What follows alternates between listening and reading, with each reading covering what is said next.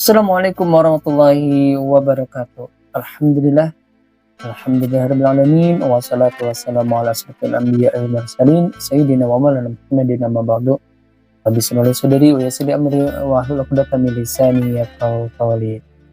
Teman-teman sekalian, haturan wilujeng tepang deui, selamat bertemu kembali di channel saya di Wawan Didi Family.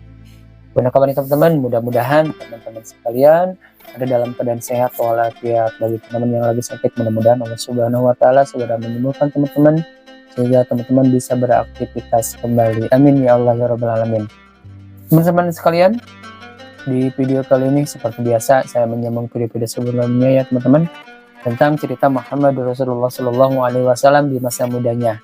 Nah, di video yang kemarin tentang kepercayaan, yaitu pembicaraan Abu Thalib kepada Siti Khadijah yang menawarkan Nabi Muhammad untuk menjadi agennya, dan akhirnya disetujui dengan kesepakatan gajinya ya, yang biasanya untuk agen 2 ekor unta ini ditawarkan untuk 4, dan akhirnya Siti Khadijah juga menyetujuinya. Alasan menyetujuinya dari pandangan pertama juga, Siti Khadijah sudah suka ke Nabi Muhammad, yang dalam artian tanda kutip ya, bukan suka apa dulu, karena beliau suka dengan sifat Nabi Muhammad, yaitu kejujurannya, dan orang-orang Mekah juga menjulukinya Nabi Muhammad dengan gelar Al-Amin. Makanya Siti Khadijah langsung percaya dan menyetujui apa yang diusulkan Abu Thalib untuk membayar upahnya menjadi 4 atau 2 kali lipat, yaitu jadi 4 ekor unta. Nah, untuk video kali ini teman-teman, langsung saja kita mulai saja ya teman-teman. Bismillahirrahmanirrahim. Berdagang ke Syam. Di perjalanan, Nabi Muhammad mendapati bahwa Maisarah adalah teman yang baik. Dengan senang hati, Maisarah menunjukkan dan menceritakan sejarah berbagai tempat menarik yang mereka lewati. Nabi Muhammad juga merasakan bahwa anggota kafilah yang lain sangat ramah dan akrab terhadapnya. Setelah 1 bulan berjalan, tibalah mereka di Syria. Nah, jadi di perjalanan Nabi Muhammad mendapati bahwa Maisarah adalah teman yang baik. Itu Maisarah orang kepercayaan Siti Khadijah ya, untuk membantu nanti Nabi Muhammad. Nah, terus Nabi Muhammad juga senang dengan kafilah, dengan rombongan-rombongan yang kafilah dari kota Mekah tersebut ya, dari Khadijah khususnya. Mereka orangnya cenderung baik-baik dan bisa diajak kerjasama, terus sangat ramah dan akrab terhadapnya.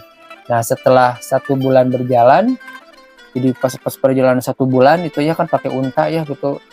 Kalau nggak salah di cerita yang kemarin tuh hampir ada berapa ratus ekor unta ya. Itu bisa banyak. Kalau itu mah malah disebut juga kampung berjalan gitu. Nah, di ini teman-teman ya, setelah 1 bulan berjalan di negeri Syria ya, tibalah mereka di negeri Syria. Setelah beristirahat beberapa hari, mulailah para pedagang menuju ke pasar. Walaupun ini adalah pengalaman pertama, Nabi Muhammad sama sekali tidak bingung dengan tugasnya.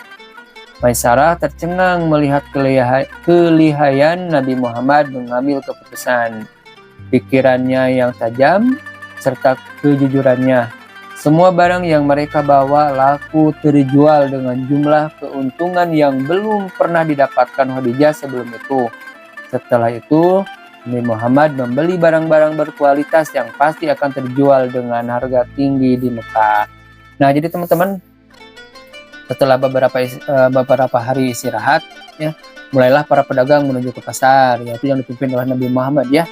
Nah, padahal Nabi Muhammad baru pertama kali gitu ikut, kan dulu mah waktu usia 8 tahun ya, ikut sama pamannya Abu Thalib, karena tidak lama ikut berdagang.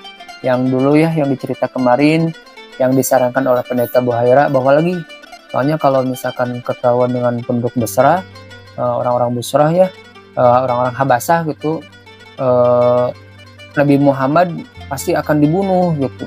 Makanya dia Abu Thalib membawa kembali lagi. Jadi hampir 13 tahun ya kalau nggak salah itu diceritain nih, Nabi Muhammad baru bisa berdagang lagi. Nah, ini di cerita ini pas udah tiba 1 bulan ya ke Syria, langsung mulailah berdagang. Tapi baru juga pertama kali Nabi Muhammad sama sekali tidak bingung.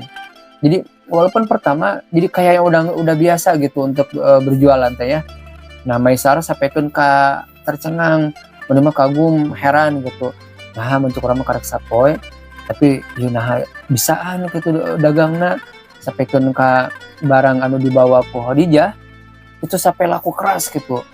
Nah ditinggal teh soalnya pantesan udah sama Nabi Muhammad ya kelihatannya dia orangnya tegas, terus ramah, sopan. Jadi si pembeli juga terus dia jujur gitu. Kalau misalkan jualan menurut orang mah kan misalkan kalau kita barangnya jelek, kita suka dibilang, "Oh, ini barangnya bagus, Bu." Misalkan ini tidak disebutkan kelemahannya. Kalau Nabi Muhammad mah di sini kan orangnya jujur. Kalau misalkan ada cacat dia bilang, misalkan, "Ini kain ada cacatnya, Bu. Misalkan bagian ini, terserah Ibu mau belinya berapa." Kata gitu. Jadi Nabi Muhammad mah jujur. Kalau misalkan bagus, kalau jelek itu barangnya. Kalau misalkan ada yang ini barangnya bagus enggak? Kalau kita mah kan jadi khususnya di masyarakat kita ya ada yang jujur juga, tapi kebanyakan gitu.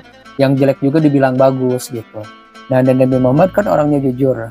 Udah gitu, karena ya Nabi Muhammad bijaksana, pintar dalam berbicaranya, dagangnya tuh gimana, sampaikan ke barang-barang Khadijah yang dijual itu laku habis. Terus di sini cerita ini Nabi Muhammad juga membeli barang-barang lagi. Jadi di hasil jualan teh Nabi Muhammad beli lagi barang-barang yang di negeri Syria itu dan untuk nanti dijual lagi di kota Mekah. Nah di sini di Syria setiap orang yang berjumpa dengan Nabi Muhammad pasti sangat terkesan olehnya. Penampilan Muhammad sangat mempesona, ramah dan sangat besar perhatiannya kepada setiap orang. Di tengah-tengah kesibukan itu, Maisarah melihat bahwa Muhammad selalu memanfaatkan setiap waktu senggang untuk menyendiri dan berpikir.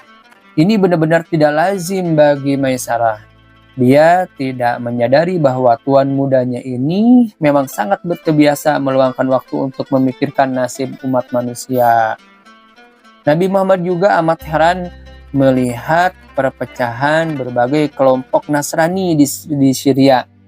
Masing-masing dari mereka memiliki jalan dan pendapat sendiri.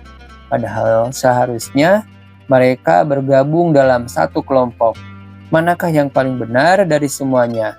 Pikiran-pikiran seperti ini membuat mata Nabi Muhammad selalu terbuka pada saat orang-orang terlelap tidur.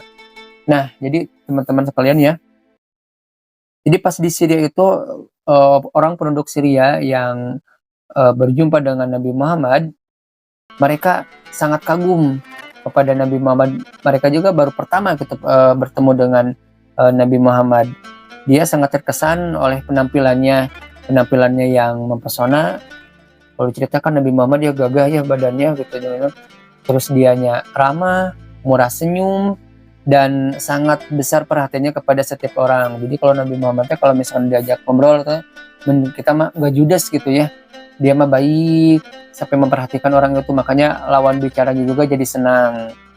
Nah terus Maisarah melihat bahwa Nabi Muhammad suka sedikit heran. Jadi heran teh. Nah di dalam misalkan di waktu dagang beres, Nabi Muhammad suka menyendiri, kelihatannya kayak berpikir kayak gimana. Dan si Maisarah asa berjalan tidak merasa tidak lazim gitu, karena dia jualan udah, tapi mereka mau berpikir biasanya kan orang-orang di sana kalau sudah beres misalkan poya-poya atau apa gitu udah kalau udah laku, ini Nabi Muhammad enggak, menyendiri memikirkan, yang dipikirkan yaitu tentang nasib umat manusia. Terus di negeri Syria tersebut Nabi Muhammad juga sampaikan keheran, kok di sana kan penduduknya kota Nasrani. Nah kelompok Nasrani teh bisa berpecah belah gitu. Harusnya kalau sesama Nasrani bersatu. Ini mah yang dia berpikir kenapa bisa berpecah belah. Itu padahal kalau bisa mah ya bersatu. Ini mah merasa dua-duanya paling benar. Jadi sampai Nabi Muhammad, jadi anu benernya yang mana gitu. Nah, pikiran-pikiran seperti ini yang membuat Nabi Muhammad selalu terbuka pada saat orang-orang terlelap tidur. Jadi lamun pas begitu penduduk tidur, Nabi Muhammad mah bangun sampai termenung, nah bisa gitu, sambil memikirkan langkah kedepannya gimana, betul ningali orang-orang nu tertindas, ningali mana. Jadi itu yang ada di dalam pikiran Nabi Muhammad. Nah, teman-teman sekalian, waktu untuk pulang pun tiba. Oleh-oleh untuk handai tolan pun dibeli dan semua barang dikemas. Waktu pulang adalah waktu yang paling menggembirakan karena mereka akan berjumpa lagi dengan orang-orang tercinta di kampung halaman. Mereka tidak sabar lagi mendengar tawaria anak-anak mereka saat kembali nanti. Dan mereka sadar jika waktu itu tiba tidak akan kuat lagi mereka menahan air mata. Jadi pas sudah waktu berjualan beres, sudah habis, dan akhirnya dicerita ini waktu pulang pun tiba, dan oleh-oleh yang para kafilah itu yang rombongan pada yang membeli untuk oleh-oleh gitu, karena sudah berapa bulan merindu jualan, dan akhirnya dan untuk bawa oleh-oleh untuk bisa bertemu lagi dengan anaknya, handai tolannya, istrinya atau siapanya ya. Ini untuk berjumpa lagi dengan saudara-saudara tercintanya di kampung halaman. Dan mereka juga tidak sabar gitu untuk bertemu dengan penduduk-penduduk yang sebelumnya ditinggalkan oleh mereka karena untuk berdagang. Nah, teman-teman sekalian, di ujung cerita ini ya, tentang di sini ada tambahnya hari Jumat. Hari Jumat pada zaman jahiliyah adalah hari bersukaria di seluruh jazirah. Semua orang sibuk di pasar. Dalam sebuah hadis disebutkan bahwa pernah khutbah Jumat Rasulullah SAW hampir terganggu karena saat itu datang kafilah membawa barang dagangan. Pada hari Jumat, semangat berdagang mengaliri darah semua orang pada kala itu. Jadi kalau dulu ya pada zaman jahiliyah, kalau hari Jumat itu kan, kalau sekarang kita Jumatan ya. Jadi dulu mah hari Jumat dipakai untuk bersukaria di seluruh jazirah, itu di seluruh jazirah Arab. Semua orang sibuk di pasar. Jadi Jumatnya kan, kalau kita mah kadang-kadang Minggu yang rame ya. Di sini mau di sini cerita ini hari Jumat tuh hari yang paling sibuk. Mereka semua berbisnis. Dan sampai itu disebutkan dalam sebuah hadis bahwa Rasulullah pernah berkhutbah Jumat dan hampir saja terganggu karena saat itu datang kafilah membawa barang dagangan. Jadi ini Jumat riweuh-riweuh gitu ya, jualan-jualan. Karena ya mereka di sana kalau hari Jumat itu hari yang dipakai untuk bersukaria untuk di seluruh jazirah, khususnya ya mereka untuk bagi para pembisnis yang mendagangkan dagangannya di hari Jumat. Begitulah teman-teman ya di cerita ini tentang cerita Rasulullah di masa mudanya. Dan di sini cerita ini di Nabi Muhammad berdagang ke negeri Syam ya, atau ke Syria. Beliau mendagangkan dagangan saudagar kaya yaitu perempuan yang bernama Khadijah. Dan tidak perlu waktu lama Nabi Muhammad, karena sampai Maisarah juga temannya sampai tercengang karena kalian Nabi Muhammad. Barang yang dibawa Nabi Muhammad, yang didagangkan Nabi Muhammad itu laku keras. Biasanya tidak agen-agen yang sebelumnya tidak sampai segitu gitu keuntungannya. Ini Nabi Muhammad sampai berlipat-lipat. Dan di sini di cara berbisnis Nabi Muhammad yang paling pertama adalah ramah, yang kejujuran, ramah, sopan, dan enak dibicaranya gitu.